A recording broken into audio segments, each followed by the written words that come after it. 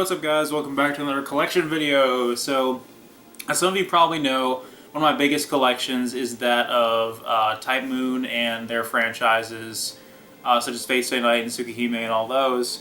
And some of you have probably also seen the videos for the panels that me and several of my friends do during anime conventions about these franchises. So it should come as no surprise to you that I purchased the Fate Stay Night Unlimited Blade Works Blu-ray collection. This is the English collection. This was very expensive. The Japanese version is even more expensive, however. This runs about $150, give or take. The Japanese version was close to $400. And those of you that are familiar with Fate Zero, that should come as no surprise. It's almost the exact same story as was for that series. So we're going to do an unboxing of this real quick, and I'm going to bring the camera around and get a closer look. Alright, so I do apologize if there's a little bit of a glare. This is glass on this table, so it may reflect just a little bit. But here we go. Like I said, this is very similar to that of the Fate Zero Blu-ray collection for Japan and America, because, as I said, the Japanese collections were very expensive, and they sort of altered them, toned them down a little bit for the English version of these collections. I'm not sure why they did that, or why they thought they could price gouge these so ridiculously so, especially when we were on such a good, we were having such a good track record in the last couple of years with cheap anime collections, whether it be DVD or Blu-ray, and then they have to go and mess it all up with stuff like this. I mean, this is not even the worst offense of it, believe me. And the DVD collections are still cheap if you just want to see the series, but unfortunately if you want to watch on Blu-ray, this is the only version that's available. It's not a simple Blu-ray collection that just has the discs. You have to buy this expensive collection, which I think there should be the option to just have this series and then have the series with all the bells and whistles. And being that I'm a huge fan, as you guys know, I'm going to get it with all the bells and whistles. So, real quick, I just want to get out of the way. I want to compare it to the Fate Zero Volume 1, which I can tell right away that it's a little bit bigger. It's a little bit wider, actually. It's not any taller or any longer. But it essentially is probably going to have mostly the same contents. It's going to have the three Blu-ray volumes and then the little art book in there. It looks like they made some extra room for the art book in this collection, which was nice because that was an issue with this one. And as you can see, we have the wonderful, wonderful artwork.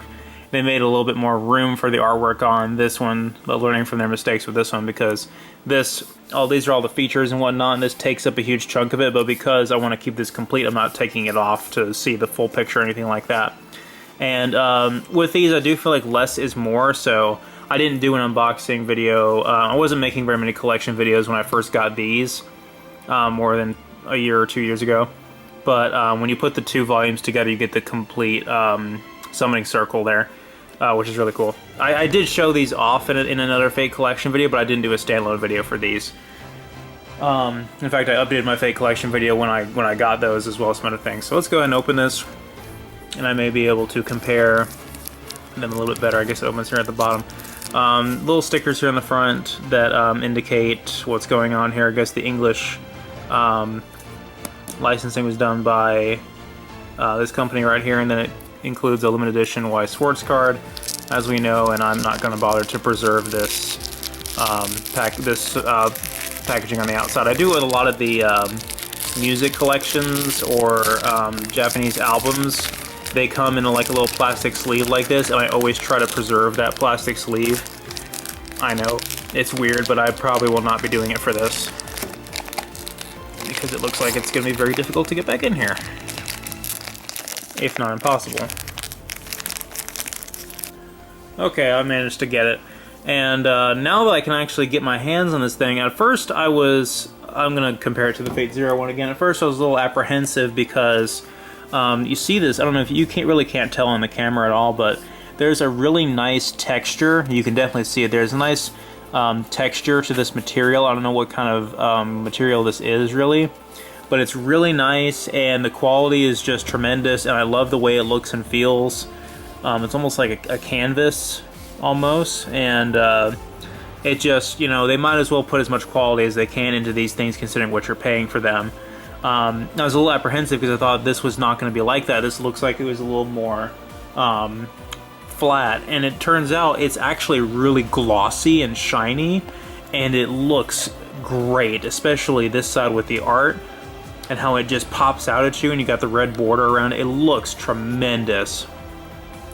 And all the promotional art for Zero and Unlimited Blade Works has been unbelievably good.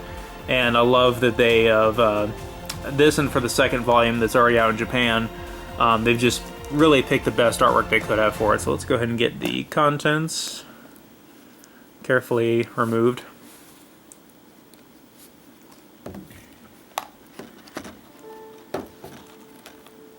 And I was not at all expecting this to be released as soon as it was, because it took, you know, a long time for the Fate Zero. It took over a year for Fate Zero to get dubbed and released on Blu-ray in America. So, you know, it launched in fall of 2011. And then it finished in spring of 2012. It was 2013 before we got the Blu-rays for them in America, before we got the English dub. So let's take a look at this right here. This is, I believe, is the art book. It's much thicker than the, well, it might be about the same as the art book that came for the Fate Zero one. But this just finished airing a couple months ago, like right after we did the Momocon panel, and already in a couple of months, in like 3 months or less, the English dub has not already been finished, but released already. And the series just ended, so they really did not hesitate with this, although I've not heard the dub yet, so I'm going to save my criticism for when I do. But I gotta say, I'm already really skeptical, and some of you know why. I'm not going to go into it right now. So this is really interesting. It's more than just art. It actually goes into some of the... it looks like there is some interviews in here, and some developers' notes and that kind of thing, which is really cool. I'm going to have to read that more thoroughly later on, but there are some character design notes right there. That's pretty cool. Some animation, like storyboards and that kind of thing. That is pretty great. Yeah, so I love that. Nice little quote there. We get some extra little goodies with this. With the packaging, I ordered this from rightstuff.com, and it came with a little promotional here for Beyond the Boundary, which is another great series. I'll probably be picking that up. And then it looks like in here that there's a promo for the Madoka Magica Weiss Schwartz cards, or their promos or whatever. Oh no, it's for the release of Rebellion. I may have to pick that up as well. And here we go. Here's our limited edition Weiss Schwartz promo card for Unlimited Blade Works. And I have quite a few of these now, and I left them all in their packaging like this for the Fate Zero collections and for Fate Limited codes. So I'll probably leave this one in here as well. I don't intend to actually, I mean, they're nice for collecting. I don't intend to, if I were to do anything with them, I would probably put them in a binder, but I probably wouldn't actually play the game. I have some of the cards, I have the Fate Zero cards, and it's a fun game, but for those type of promos, I probably wouldn't use them. So on to the meat of things. There's two separate volumes here. This is disc 1 and 2. And again, the artwork is just absolutely tremendous with these. And this is the first 7 episodes, and obviously the first couple episodes being 40 minutes long means that the first disc is a little short on episodes, but heavy on content. And then I also personally love this artwork as well. I could use a poster of that. And this is the next couple episodes, and some bonus content on that one. And then finally we have the soundtrack. I'm going to open that real quick. Oh, I should probably be opening all of these because they have art on the discs. The soundtrack actually is what I consider to be the most lacking feature of this series compared to Fate Zero, because Yuki Kojura is just unbelievable, and there is no comparison. Like, she's got to be one of the best composers I've ever heard in my life. And the guy that did the composition for this is not bad at all. It is a good soundtrack, but there's just no comparison. Like, it's not even fair. I mean, you're comparing one of the, in my opinion, one of the best soundtracks I've ever heard in my life, and there's just no comparison at all. Especially when you're spending half your time remixings or putting tracks from zero in there, like slightly remixed, and they just don't sound right. So overall, this is a, hang on, there we go, get a nice good view of it. So overall, this is a great collection. Like I said, I only recommend it if you are a fan and you're willing to pay that much for it. If you just want to check out the English dub because you're curious, it's actually available on Netflix right now. You can watch it. That's how quickly they push this show out the door.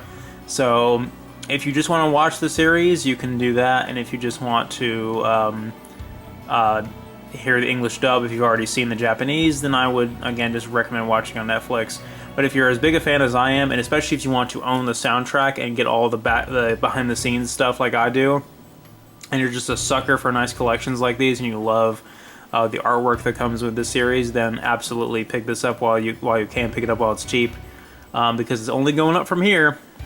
So thanks for watching, guys.